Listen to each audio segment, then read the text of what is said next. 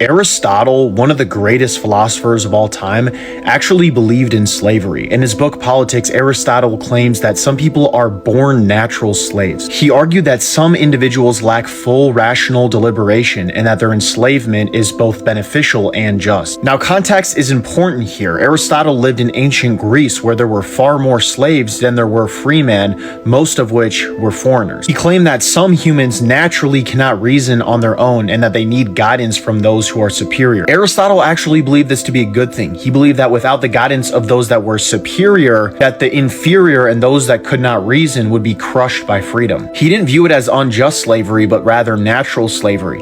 But even this idea makes no sense because in ancient Greece, if you were born to a slave, you were a slave. You would have no chance to prove yourself. Okay, so we just heard that Aristotle believed some people are natural slaves, and the conclusion seems so obvious, and a lot of people under the video were clapping. One of the greatest philosophers of all time defended slavery. Wow. Then perhaps the whole moral foundation of Greek philosophy collapses. But before we rush to judge a thinker who shaped 2 millennia of philosophy, we should do something far more difficult. We should understand what he actually meant. Because Aristotle was not making a racial superiority claim.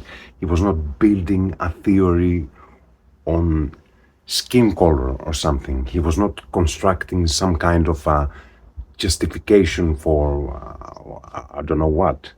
He was analyzing the structure of the human soul, and that changes everything. In his Politics, Aristotle distinguishes between 2 forms of slavery: slavery by law and slavery by nature. And this distinction almost always is ignored. Slavery by law refers to legal status. Slavery by nature refers to functional condition. And here's something most videos of this category never mention. Aristotle says that many people who are legally enslaved are not slaves by nature, and many who are legally free are slaves by nature. That alone should force us to slow down a bit, because he has already shifted the argument from social status to what? To an ontological structure. So, what is a natural slave? Aristotle writes, he who can belong to another and therefore belongs to another, and who participates in reason so far as to perceive it, but does not possess it, is a slave by nature. The key phrase here is participates in reason, but does not possess it. He is not describing a biological defect here. He is describing a lack of autonomous deliberation. The Greek term he is using somewhere else is Vouleutikon. Vouleutikon is the deliberative faculty. Vouli in Greek is will. The capacity to govern oneself through rational choice. Without this, freedom is not possible, not because chains are present, but because inner order is absent.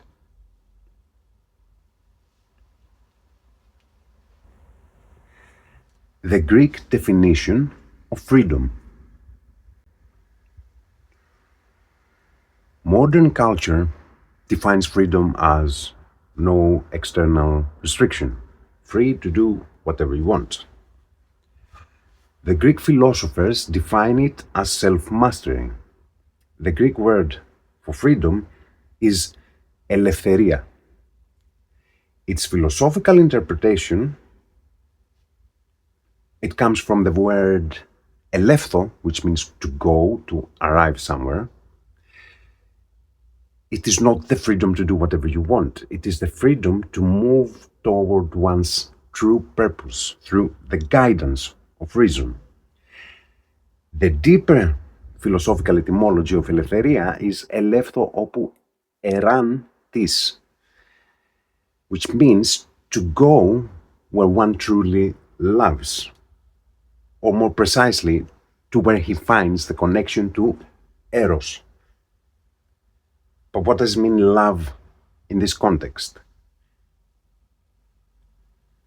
Eros comes from the verb erao, and it means a driving impulse towards something that completes us. Philosophically, erao is the will to move, to ελεύθω, toward the source of our being. It is the magnetic pull that leads the soul out of its fragmented state. When you erao, you are not just wanting, you are striving to join. And then there is also a connection to the verb iro, which means putting things together, connecting.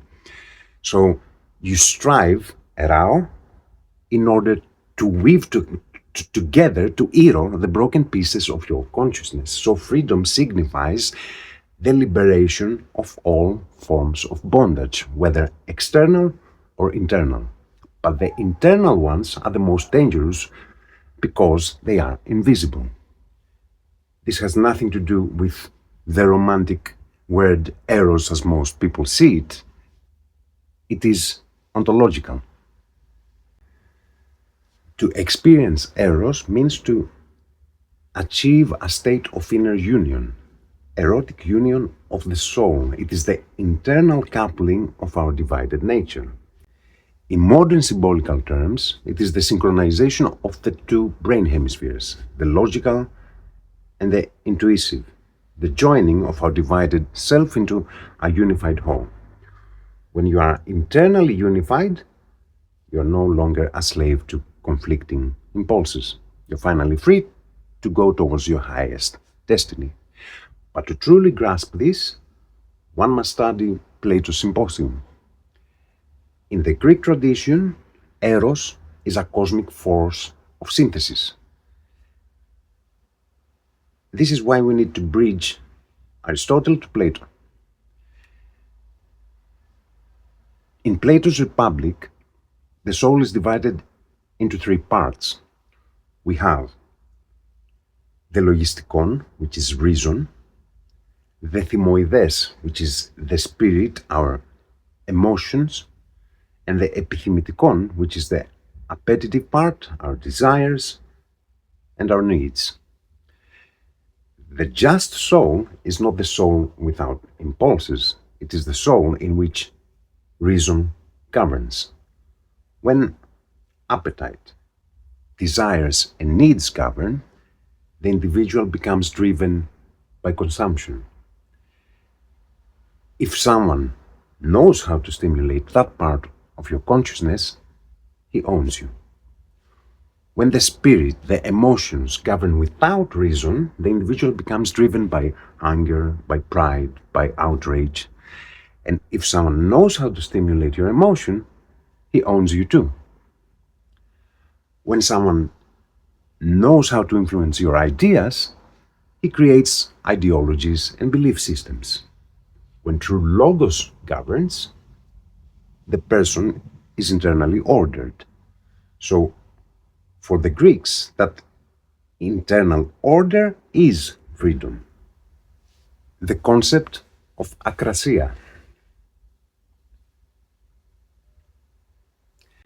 In the Nicomachean Ethics, Aristotle analyzes akrasia, which is weakness of will, the condition in which a person knows what is good but acts against it.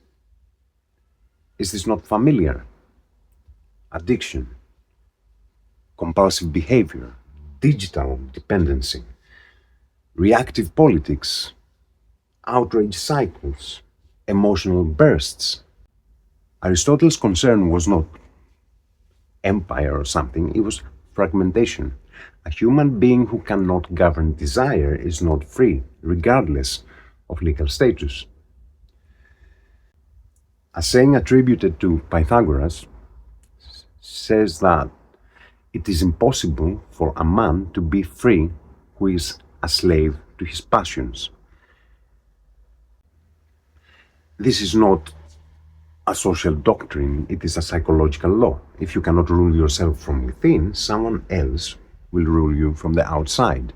And history proves this over and over and over again, repeatedly. Plato writes in the Republic, "Until philosophers rule as kings, or those who are now called kings genuinely philosophize, there can be no cessation of troubles for humanity."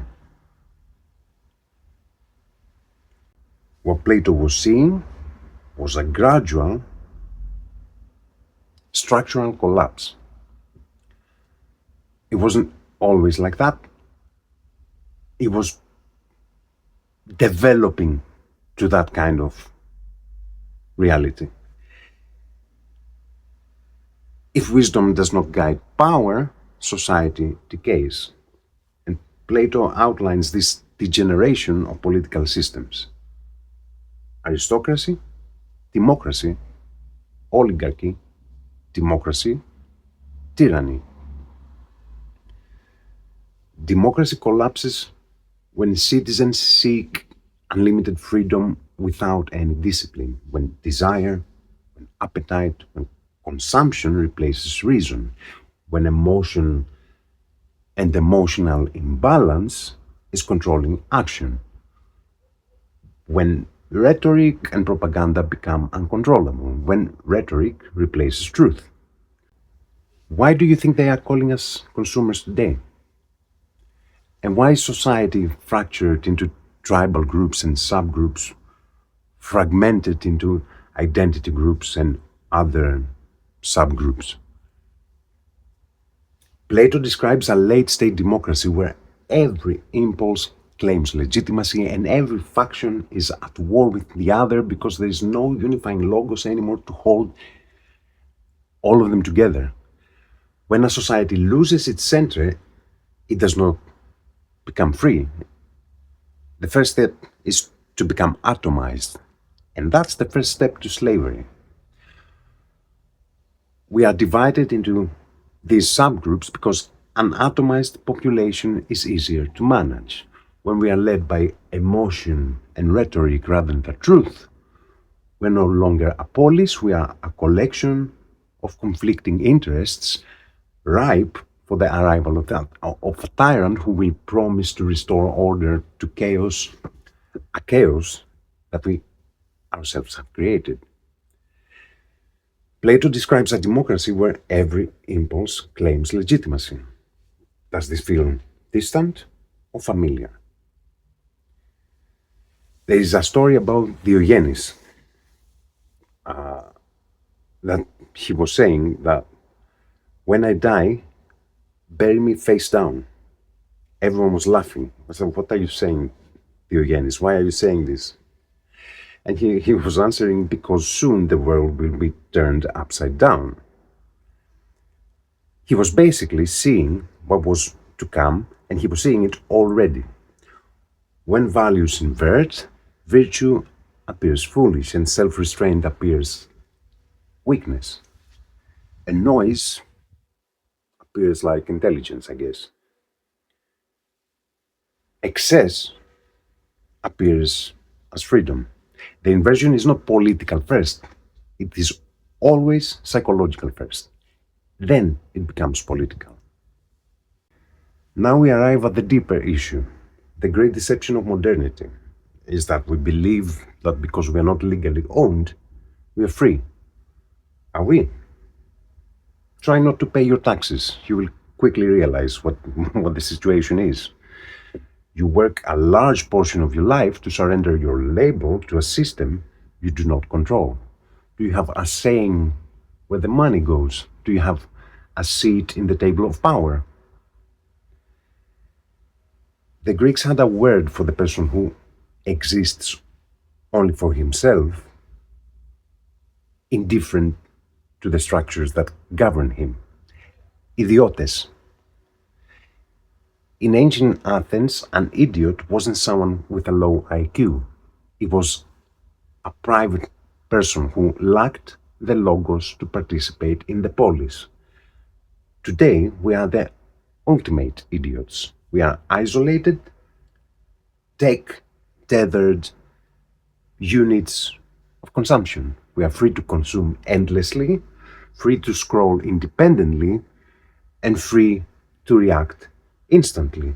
But are we free to resist? Are we free to direct our attention? Free to withstand the manipulation of our thymos, our pride, and our outrage? Are we free to resist engineered desire? If our attention is programmable, if our anger is predictable, and if our appetite is algorithmically stimulated, then logos is not sovereign. And without logos,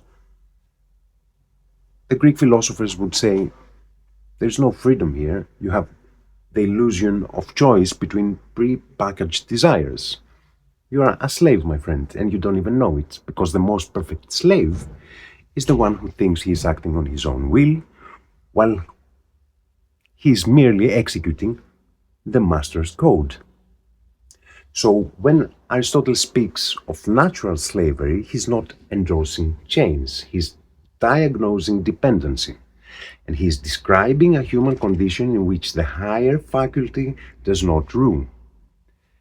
In such a state, external governance becomes inevitable.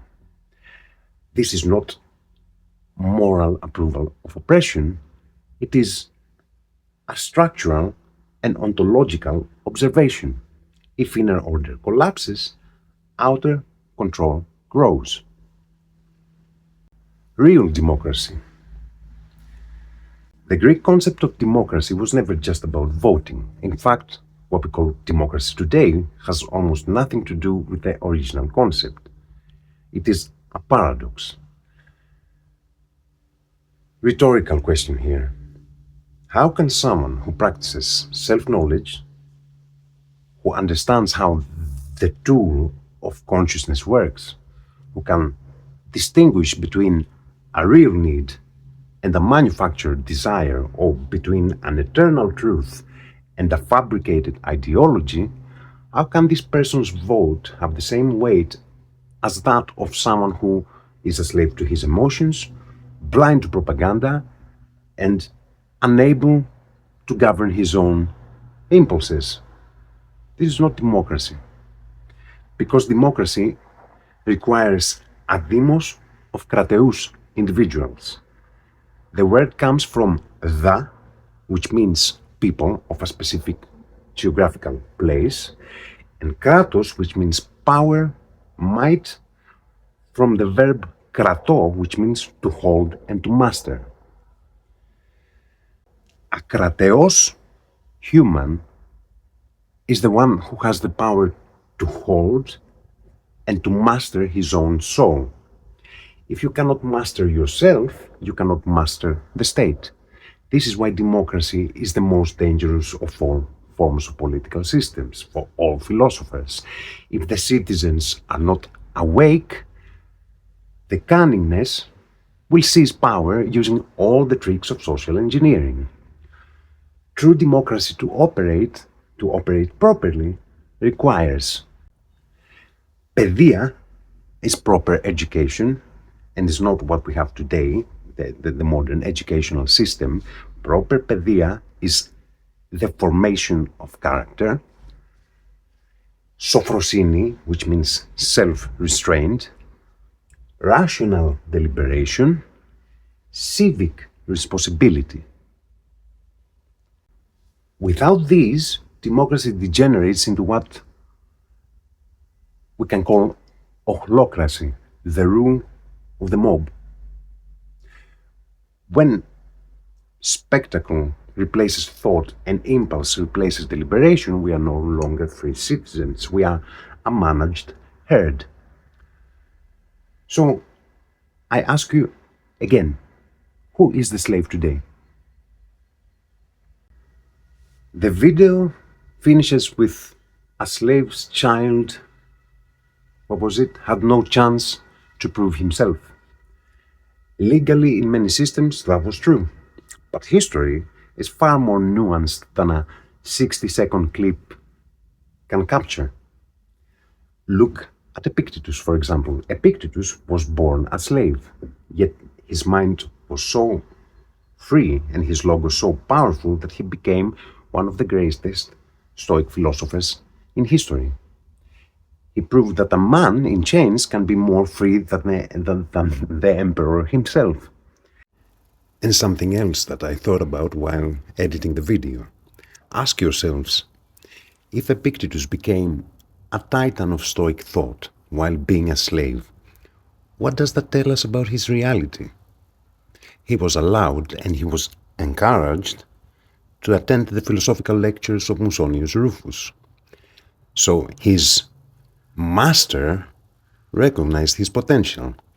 He had the free time, and you need a lot of free time for this, to devote himself to deep study and contemplation. And he did not just study, he founded his own school in Nicopolis. Now, compare that to our modern freedom. We have the legal right to study, but do we have the attention span? We have free time, but do we have the mental energy after 8 hours of soul-crushing labor and 4 hours of doom scrolling? Epictetus, the slave, was cultivating his logos. You, the citizen, are being harvested for your data. So who is the real slave here? And look at the Odyssey. When Odysseus returns to Ithaca, it is his loyal servants like Eumeus who shows the highest nobility. He was not a property. He was an essential part of Odysseus' family, and he was holding full moral authority than the free, posh admirers of Penelope, who were total slaves to their greed. It is intellectually dishonest to flatten 3,000 years of history, spanning hundreds of city-states, each with different laws, some brutal and others profoundly humane, into a single canned narrative of oppression. But the real question here isn't about the legal status of the past, it's about the psychological status of the present. If your epithmetikon, your desire, governs you, if your thymoides, your emotion, is constantly provoked by an algorithm, if your reason is secondary, then you are precisely what Aristotle described. Not by race, not by class, by condition. The ancient world had free men who lived like slaves, and slaves that lived like free men. The modern world has citizens who live like cattle. Who then has truly proved themselves? Aristotle did not invent slavery. He lived in a world when it was a reality. But he asked a question that was far more dangerous and enduring than his society ever did. Who is truly capable of ruling themselves? And this question is far more threatening today than it was 2,500 years before, because we live under the grand deception that we are free, yet we see a world where many cannot even control a single impulse, cannot direct their own attention for more than a few seconds, cannot resist engineered stimulation, and cannot endure even a moment of silence. So, the Greek philosophers would not ask who owns your body, they would ask who rules your mind, or rather, what rules your mind? Are you being moved by invisible strings? Are you being steered by forces and algorithms you haven't even begun to conceive? If your reactions are predictable, if your anger is programmable, then you are not the captain of your soul. Until Logos, the sovereign, unified reason, governs the soul, all the legal rights in the world will not save you. Without internal order, freedom will remain some kind of a fantasy, some kind of an illusion. So I will leave you with this. Before you judge the past, make sure you are not a slave to the present.